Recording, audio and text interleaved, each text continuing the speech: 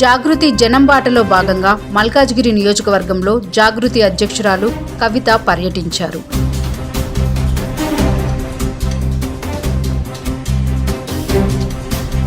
ఈ సందర్భంగా వినాయక్ నగర్ డివిజన్లోని వాజ్పేయి నగర్ రైల్వే క్రాసింగ్ వద్ద ప్రజల సమస్యలు అడిగి తెలుసుకున్నారు మరియు బండ చెరువును సందర్శించారు.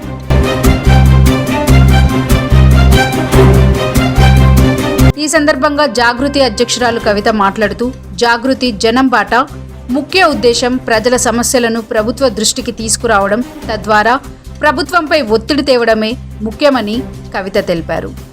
బండ చెరువు నిండా గుర్రపు డెక్క కారణంగా స్థానిక కాలనీ ప్రజలు తీవ్ర ఇబ్బందులకు గురవుతున్నారని, మల్కాజ్గిరిలో విచిత్రమైన పరిస్థితి ఉందని, ఎమ్మెల్యే టీఆర్ఎస్ పార్టీకి సంబంధించిన మర్రి రాజశేఖర్ రెడ్డి ఉంటే కాంగ్రెస్ నుండి మైనంపల్లి హనుమంతరావు ఉన్నారు.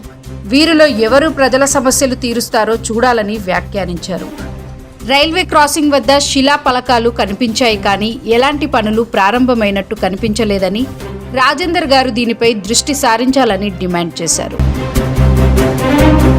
तेलंगाना हम यहाँ आज मल्काजगिरी कॉन्स्टिट्यूंसी में है. तेलंगाना जागृति जन्म बाटा प्रोग्राम में हर एक कॉन्स्टिट्यूंसी में तेलंगाना के सारे 119 कॉन्स्टिट्यूंसीज में जाके वहाँ के लोगों के दरमियान रह के उनके जो मसाइल है वो सुन के हुकूमत को ये मसाइल के बारे में बता के सॉल्व करने का हम कोशिश कर रहे हैं.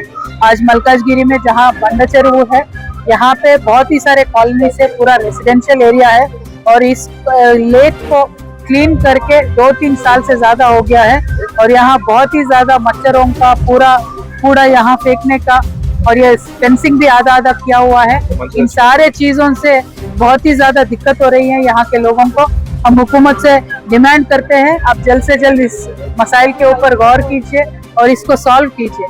Thank you. जय तेलंगाना.